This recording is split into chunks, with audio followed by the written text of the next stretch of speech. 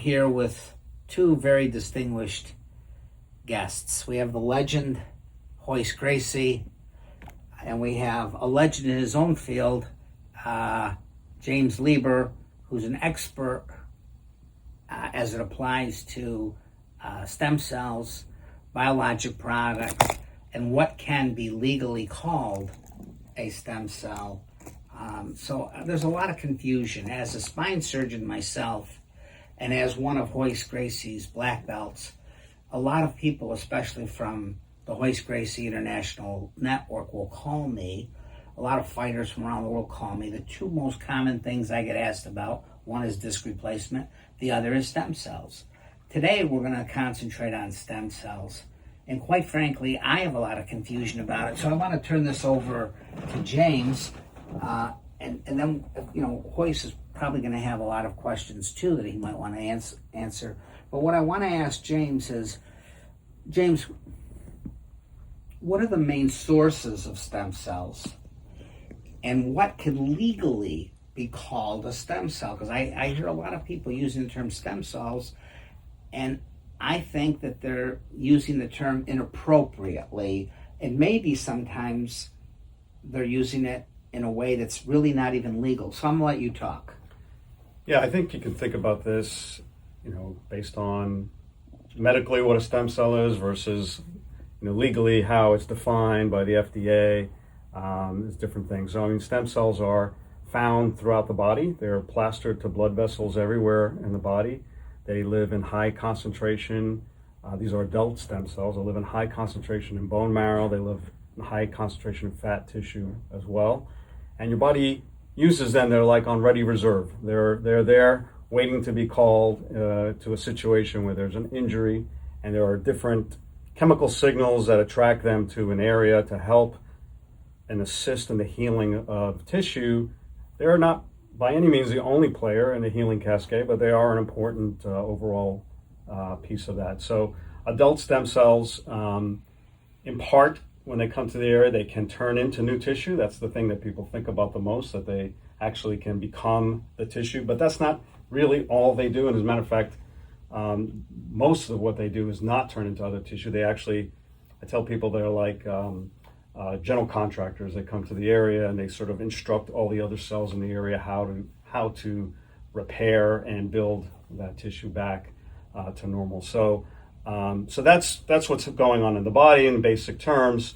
Legally, or let's say if we need to obtain it from a person and utilize that for a clinical treatment procedure, we get the stem cells from the back of the pelvis in the bone marrow. That's the highest concentration. And there are certain instances where we can get it from fat tissue as well, which we tend to get from the buttock area. James, I just want to, I recently took an exam and it talked about those sources of stem cells. And on the exam, they had a couple of questions. And one of the questions was, how many of the cells procured in bone marrow, how many of those can be classified as stem cells? And the answer was 1 in 10,000.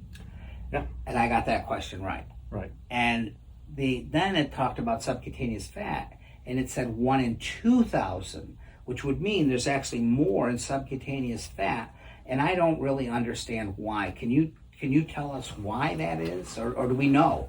Is that just an empiric observation? Yeah, I think there's. And if I could have you speak up a little bit. Sure. Sorry. So mathematically, I think overall, there's people can make different arguments as to whether there's more in fat or more in bone marrow, and then there's this feeling that you have to have more stem cells for it to be a better procedure. That's not necessarily the case. Really, the fat versus bone marrow has been like a Pepsi versus Coke debate for a long time, but in reality, there's just so much more clinical research associated with bone marrow stem cells. So I don't want to get into the mathematics of that. I think you can find some sources that say what you said, and you can find some sources that say the opposite of what you said. But they are both legitimate sources of obtaining stem cells. But in the United States, a stem cell has a definition to it.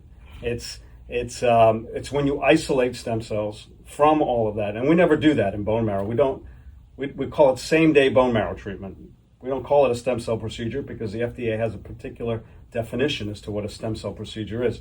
It's the removal of those stem cells and isolation of those stem cells, and then perhaps the growing of the stem cells. So we don't call it a stem cell procedure, although we did for many years, but the FDA has clarified that's, so we call it a bone marrow concentrate procedure. So we're concentrating the layers that have the most stem cells. But there are lots of other things in that bone marrow besides stem cells that are promoting healing. And we know clinically from our internal research, from now international published research, that this can be very, very effective for many, many conditions. So in the US, if you are using a stem cell product, you have to be approved by the FDA. It's like a drug. It goes on a pathway of regulation that is a drug-based pathway. When we're using bone marrow or platelets from the blood, it's considered to be a tissue. And as long as we do not overly manipulate the tissue, and we're using it for the same purpose that it's normally used for in the body, and that's called homologous use, and it's used in the same person during the same day, that's completely exempt from FDA regulation. So bone marrow we consider exempt, platelets and fat in certain ways are generally considered exempt from FDA regulation. But if we take a stem cell from umbilical or from placental or amniotic tissue, that needs to get approved as a drug in the United States. And they have to go through the FDA trials, which can take 10 years, $1 billion, whatever it is. So at the present time, if somebody goes and gets injected into themselves a joint or IV, and the product came from placenta or amniotic fluid, that means it came from somebody else. Correct. We call that, when it comes from you, we call it autologous. When it comes from someone else, we call it allogeneic. So allogeneic. Yeah. Now, when it's allogeneic and it comes from somebody else, that legally, as I understand it, you correct me, cannot be called a stem cell. That has to be called a tissue graft. Well, it's a matter, right. So in the United States, we're talking about in the United States. Right, so there are several issues associated with that. First of all, they're generally sold, when you're talking about allogeneic products, someone else's tissue being used in a different person. Those products usually come in vials. Sometimes they're sold on ice. But once they're packaged and sold, the manufacturers will tell people that there are a certain number of stem cells in these products. And then they get distributors and salespeople, and they have this whole turnkey program for doctors to jump in and use these products. There's a lot of problems with that. When independent academic labs test these products, and there have been several published studies now about this, none of them have any truly living viable stem cells in those products. They die in the processing, and they're not really allowed to have stem cells anyway. Yeah. So that's not a living product. That's not a living product. And legally, whoever gives it to a patient, that last person in that chain, cannot tell the patient that this is a stem cell. They legally have to say, I'm giving you a tissue graft. Is that true? Right. I mean, you cannot say something, you can't call it a stem cell because it really isn't. Right. It may have some clinical effect even without having living stem cells, and it likely does, but we don't know exactly how strong it is. But beyond that, those products that you're calling a tissue graft also need to be FDA approved. Whether they have stem cells in them or not, they still need to get an FDA approval. Approved. They still have to get, it's a pathway that has to get regulated. And they have to go through a screening process to make sure that they're diseased, because this is coming from somebody else. It's like getting a blood transfusion. Yeah. You have to make sure that there's no hepatitis, no AIDS, no other diseases in it. But there's things that potentially could be in it that we don't know to test yet. That's correct. Yeah, and also, they're thought to be these birth tissue stem cells. In fact, if they really did have stem cells in them, they're thought to be something that most people will not have significant reactions to. But they do have some limited reaction, and their immune system does react to it. And the more times you get it, the more of a reaction that person can get. And you're passing someone else's genetic material into you. So I can get DNA from somebody else if I get it? Yes. From the umbilical cord? Yes. Yeah.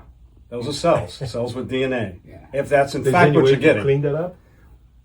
that's what you're asking for, right? If you get that product, you want a stem cell injection, you're getting someone else's cells. So you're asking Royce how clean that product is. That was the question? I think they're tested sufficiently, Yeah. but they're either way. If they have stem cells, they don't have stem cells, whether they're tested or not tested, they are federally illegal to use in the United States.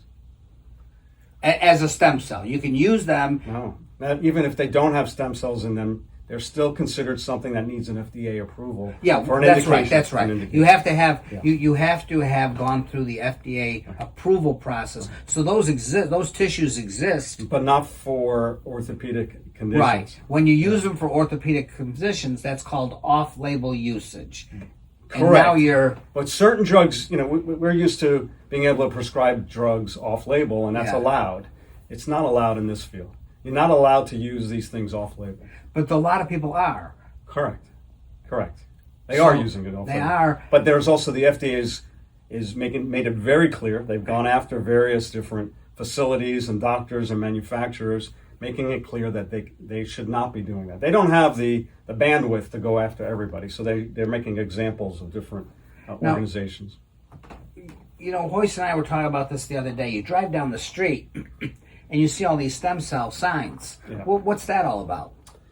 There could be a variety of different things. A lot of it is this whole program that I just mentioned. Basically, you have a manufacturer who gets cells, true cells. They get them from a hospital, from maybe placental tissue, let's say, or umbilical cord. So they get legitimate cells. They package it. Like I said, they hire distributors, they hire salespeople, and they go to, a lot of times, chiropractic offices, and they say, okay, here's your turnkey program. We're going to sell you these products. They're easy, they're off the shelf, they're baby cells, so they're much better than the old people's cells, so make sure you tell your patients that. We will hire for you a nurse practitioner or a physician's assistant to do these injections, by the way, at a fairly low skill level compared to someone who's trained their whole life to do guided injections. And we'll have an off-site MD or DO who's signing off as the medical director. And they've done this and repeated this model over and over again. I believe this is an organized crime type of network going on throughout the country. Let me. So that'll bring up a lot of controversy, and we'll probably get a lot of hate mail for that. But anyway, my daughter's 23 years old. When she was born, we saved her cord blood, so that if God forbid anything happened later on in life, I'd have her cord blood to be used and the stem cells in that. So that's a legal process, correct? Saving your own blood at the time of birth, that has to be done at the time of birth, that you can then use later on in life. Yeah, so storage of it is fine. Yeah. And in fact, it's these same companies that just sort of flip their business model a little bit, to trying to find another use for those cells. But yes, you're allowed to store those cells, but there's only very limited indications currently that are FDA approved for the use of those cells. For the use of those cells. For the use of those cells. But in and that that's in the cancer situation, field. they're actually her cells. They're Correct. placenta and cord cells, but they're not coming from somebody Those else. are still autologous. And as you right. use the word, they're all autologous, Right. and not coming from somebody else. Correct. How bad it is to get somebody else's DNA on you? So, how bad, the question is, how bad is it to get It's those a fabulous cells? question. Yeah, and it's a very legitimate. I don't think it's terrible to get that. They alternate my DNA? No, Or I don't. it's like, I don't think so. No, you have an immune reaction. You might have some sort of your immune system may develop some antibodies against it, but for the most part, there's some research out there about this, and the research shows that people tolerate them fairly well. So I think that is part of the issue, but I don't think it's the main concern associated with this. Now, I have a lot of friends, colleagues, people in the jiu-jitsu world, fighters, that have gone offshore to get a variety of cells injected. And once you leave American shores, then people are calling these products by all kinds of names. I have heard that people have gone to get these injections and have brought down properly preserved vials, and they've asked for some of that product to be injected into that vial so that when they got back to the United States, they could have whatever was injected into them analyzed. And to my knowledge, no offshore lab has agreed to do that. What's your hypothesis that people are getting when they go offshore and they're told that they're getting obviously somebody else's stem cells? So that means that it came from somebody else's amniotic fluid, placenta, and that those cells got manipulated, and that's a key word because you can't, under the in this country, we can't manipulate what we give you. What do you think that these people are getting injected? We don't know because we have no ability to test those things. I think there's probably, depending on where they're going, they may be getting the same type of stuff we have here, which is just tissue without living stem cells in it. And there may be some places that have sophisticated enough laboratories that actually do have use of stem cells in these products. That's a possibility. But that alone doesn't tell you that they're effective. It doesn't tell you that they're the right thing to use for this particular person. So we work with a facility down in Grand Cayman where the laws are different, and we're allowed to take that person's stem cells. So I could take your stem cells from your bone marrow, and then a laboratory there will isolate the stem cells that are yours and then expand and grow them. They call it culture expansion. And so we're now using a much higher quantity of that person's stem cells. So they get stored and cryopreserved until the person is ready to go back to use them. And they can use them little by little over time for various parts. The interesting and cool part is, let's say you're 50 years old and you have that taken from you. You can use your 50-year-old cells when you're 55 or 60 or 65. And so you're using a younger version of yourself there. So I've been doing that for about 9 years. That facility has been present, I believe, for about 15 years, Regenix Cayman facility. And have you analyzed that product? Do you have any idea? Can you give us a range of how many stem cells per cc is in that product? The way they do it, and so I'm not a laboratory expert, so we depend on the laboratory personnel to tell us these kind of things. The first thing that happens is they take those cells and they send them out for genetic testing to make sure that your cells are healthy enough, that don't have any abnormal genetics associated with them, so that they can grow normally. And then they have a process where they grow them in generations, passes they call it. And with that, they can determine the growth. They call it growth kinetics, and predict where they're going to end up in terms of the total number of cells. And it's all over the map. People vary considerably. I've had people grow a total of 3 million, and I've had people grow a total of 1 billion. Per cc. Well, it's that's what I wanted to know, per volume. Yeah, but it's not like that. It's because the stem cells come in a pellet, and you can put it into any volume you want. So how many in a pellet? So those are the numbers, yeah. So then they can divide that, and we can put 1 million in 1 cc of platelet lysate, or we can put 10 million or 20 million in a half a cc of platelet lysate and distribute that through these injections to different structures that need it. If you take my stem cells, they're old, and put it back, wouldn't it be better to get baby ones? So that's the logic. That's the marketing logic associated with it. Your stem cells know what to do. You have effective stem cells. I treat patients in their 70s, 80s, 90s. I have a patient this week who's 88 years old. They have cells. They definitely still have stem cells, and they can be effective. What we're trying to do is overcome some of the barriers that are keeping it from being effective. So we can take them, isolate them, concentrate them. Here in Cayman, we can also grow them, and then the process of using image guidance, live X-ray, live ultrasound, to place them directly into a tendon or a ligament or a disc in the back or cartilage is much, much more powerful than what your body can do by itself. So we're overcoming the barriers that your body may have at your age or anybody's age. And how do I know I'm a candidate to take stem cells? So, you first start with a medical consultation. We understand what your medical history is. We understand what your problem is that you're trying to solve. And I can guarantee you're a candidate, unless there's something hidden in your medical history. Almost everybody is a candidate. Whether they're a good, poor candidate, that's another story. But it's like if I have a bad joint, spine problem, spine issue, a neck or a knee or that's what we treat every day. Yes, that's those are the stem things. cells who go there to fix that. Well, it's what we track. So everybody we treat is part of a national database registry. We're tracking them over time, what their outcomes are, what the side effects are. What we're most interested in is pain and function. Are we able to reduce their pain, improve their function without causing other problems like pain meds or cortisone injections may cause? So we're trying to do this in a safe way. But the most important thing to a patient is, are you able to get back to doing the thing you wanted to do that that the injury was keeping you from doing? So inflammation.